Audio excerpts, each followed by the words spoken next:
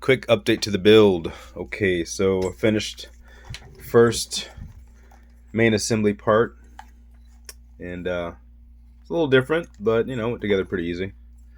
One gripe. I have one little gripe, which it's on me. It's not on SAB. I like to use servo washers, like I mentioned in the first video, but these servos, they're not an exact fit. They fit. I can use them, but when I put the washers on, it centers everything, and it's about a full millimeter off, which, there's not enough give there. So, oh well, that's not a big problem. That'll work. We'll move on. And next step, though, I wanted to share some tips that, not everyone may know. When you have carbon fiber plates like this, which nowadays, I think 95% of all modern radio control helicopters are going to have carbon fiber plates. What you want to do to make your life a little easier. Now, I haven't opened this yet. All right, hold on. Okay, sorry about that. So this is the very last kit that SAB has released, right? So unless they've changed something, nope, they haven't changed it. I can tell already. All right, so carbon fiber, when it's CNC'd, is very precise and clean, but those edges are sharp. That is not going to zoom in. Well, you can't see sharpness on video. Anyway, there we go.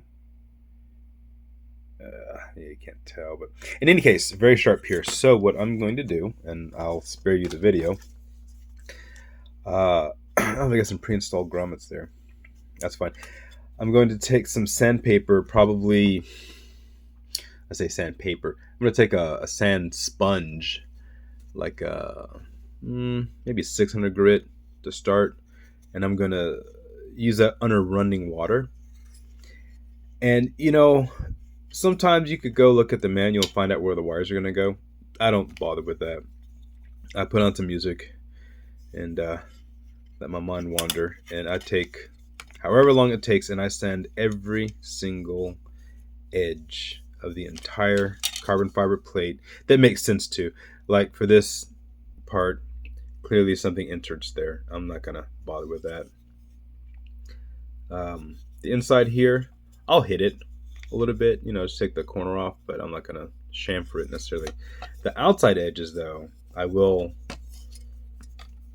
say chamfer, aggressively sand those down. So I want to make a nice smooth corners for absolutely everything on all. So we've got there's two top plates and two bottom plates. Yeah, so all four of these are going to get sanded very, very well. And depending on, let's see, are these glossy or matte? It's a satin, still smooth. I might take painter's tape, the blue tape, and what you do is really easy on this too, because it's carbon fiber. You just put the tape over the entire thing, and then you can come back with a tool like this, the knurl. So you take that and rub it across the edge where the tape is, and it'll give a nice crease edge. And then you just take an X-Acto and just, real quick. So you can get these masked off really neat, really quick with that. But I don't know if I'll do that. That's only just to keep you from sanding this part of it, which would dull it up more. If I don't do that, what I typically do is once I'm done sanding, then I'll go over these with like 2000 grit and a circular pattern, and maybe even take it higher just to get a nice matte satin finish on it. So anyway, that is the tip of the day. If nothing else, if I don't update anymore, is be nice to yourself. It is so nice when these carbon fiber plates have a completely rounded edges on all corners for the build and then any maintenance, and it won't compromise it in any way, shape, or fashion. Now, you don't want to go crazy, but yeah, sanding this with a wet sponge underwater, because you do not want to breathe this in, and you don't want to get it in your finger. So I will be wearing gloves, waterproof gloves, But as long as you're underwater, for the most part, you know, either do it in a tub underwater or do it under running water.